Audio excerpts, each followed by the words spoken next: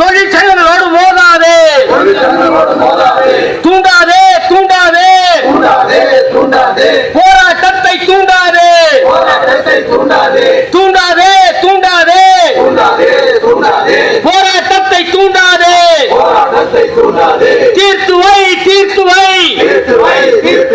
ஊழியர்கள் பிரச்சனையை உடனடியாக தீர்த்துவை, தீர்த்துவை தீர்த்துவை, சந்தாதாரர் பிரச்சனையை உடனடியாக தீர்த்துவை, விரட்டாதே விரட்டாதே,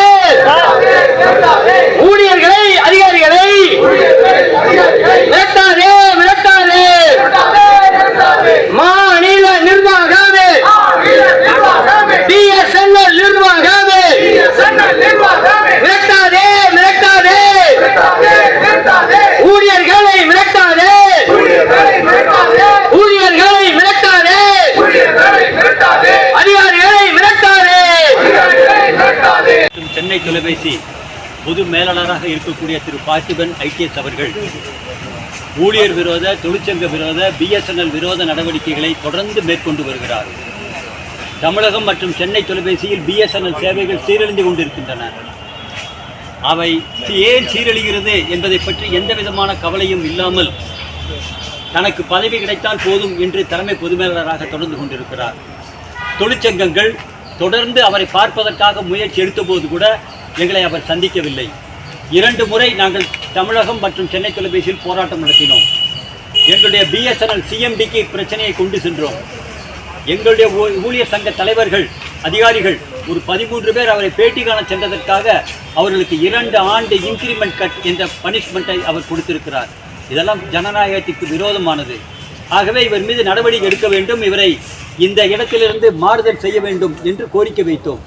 அந்த கோரிக்கையை ஒட்டி எங்களுடைய அகில இந்திய சங்கங்கள், ஊழியர் சங்கங்கள், அதிகாரி சங்கங்கள், எஸ்சிஎஸ்டி ஊழியர் நல சங்கம் உட்பட எல்லாரும் ஒன்றிணைந்து நின்று நடத்திய போராட்டத்தால் நாடு முழுவதும் இன்று எல்லா மாநில தலைநகரங்களிலும் மாவட்ட தலைநகரங்களிலும் ஒற்றை அம்ச கோரிக்கையான திரு பார்த்திபன் அவர்களை இங்கிருந்து டிரான்ஸ்ஃபர் செய்ய வேண்டும் என்ற கோரிக்கை வலுவாக ஊழியர்கள் கண்டன ஆர்ப்பாட்டத்தை நடத்தி தெரியப்படுத்தி கொண்டிருக்கிறார்கள். அந்த அடிப்படையில் தான் இந்த தமிழகத்தில் இன்று நடைபெறுகிறது. சென்னை தொலைபேசியிலும் இந்த போராட்டம் இன்று நடைபெற இருக்கிறது. ஏதாவதுங்க, ஆண்டான் அடிமை என்ற தன்மையிலே இந்த திரு பார்த்திபன் ஐடிஎஸ் அவர்கள் செயல்பட்டு கொண்டிருக்கிறார் என்பதான் உண்மை. எந்த ஊழியர்களையும் அவர் சந்திப்பதில்லை, ஊழியர் சங்க தலைவர்களையும் சந்திப்பதில்லை. மருத்துவ பிரச்சனைக்காக ஊழியர்கள் பார்க்க வேண்டும் என்று சொன்னால் கூட யாரையும் பார்ப்பதில்லை. அவருடைய அறைக்குள் யாரும் நுழையவே முடியாது என்ற தன்மையை அவர் ஏற்படுத்தி இருக்கிறார். இதெல்லாம் எதிர்த்துத்தான் இந்த போராட்டம் நடைபெற இருக்கிறது.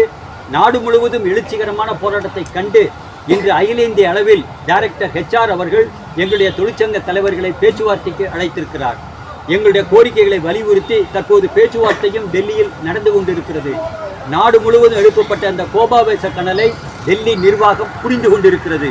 அவரை மாற்றுவதற்கான, அவர் மீது நடவடிக்கை எடுப்பதற்கான உத்தரவை விரைவில் வெளியிடும் என்று நாங்கள் நம்புகிறோம்.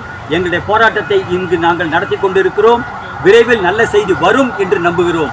ஒருவேளை அதில் ஏதாவது வரவில்லை என்றால் எங்களுடைய போராட்டத்தை நாடு முழுவதும் நாங்கள் தீவிரமாக்குவோம்.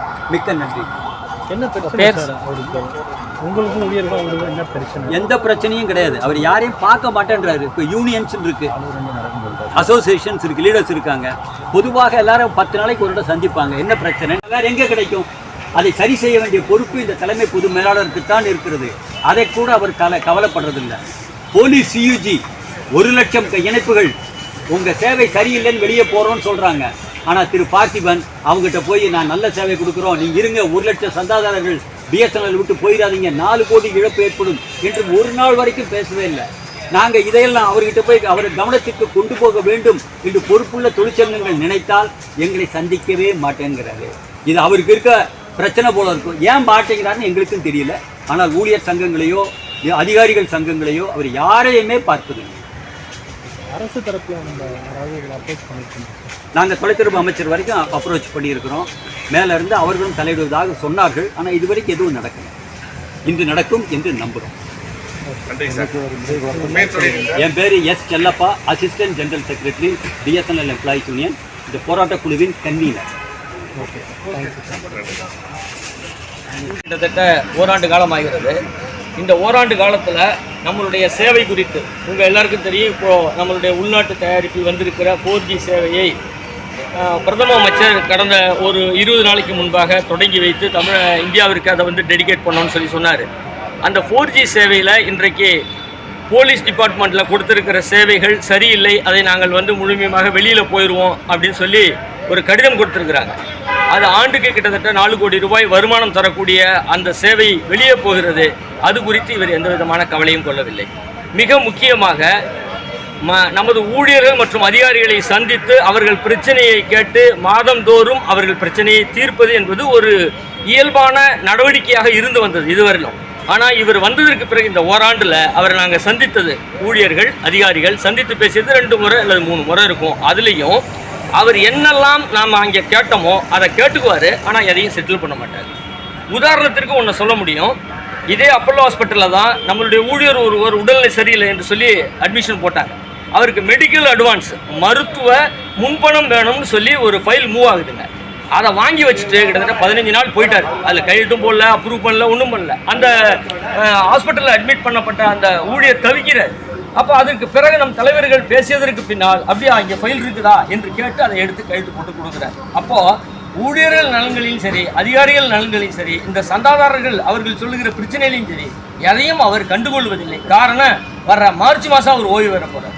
அப்போ அவர் வந்து 1 வருஷத்தில் எந்த வேலையும் செய்யல. அதுக்கு இன்னொரு முக்கியமான காரணம் இருக்குது. என்னென்னா, இது மாதிரியான நிறுவனத்தில் அவர் இதுவரை பணியாற்றியதில்லை.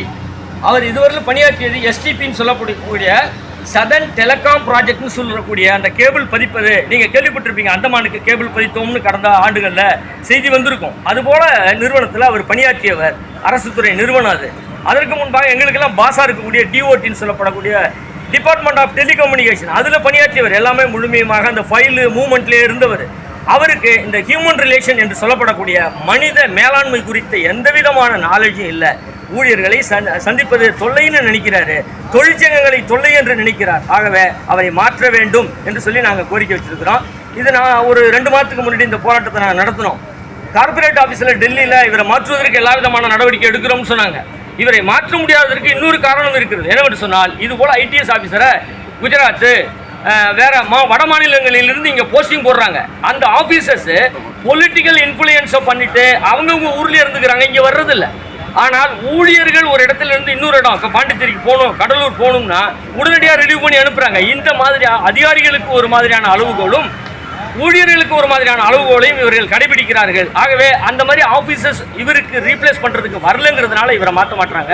இன்றைக்கு எங்களுடைய அகில இந்திய சங்கம் கார்பரேட் ஆஃபீஸில் பேசிட்டு இருக்கிறாங்க, மனிதவள அதிகாரியோடு பேசிக் கொண்டிருக்கிறார்கள். சரியான முடிவு வரும் என்று எதிர்பார்க்கிறோம். இல்லாவிட்டால் அடுத்த கட்ட நடவடிக்கையை நாங்கள் நிச்சயமாக போராட்டக்குழு செல்லும். நன்றி. அதே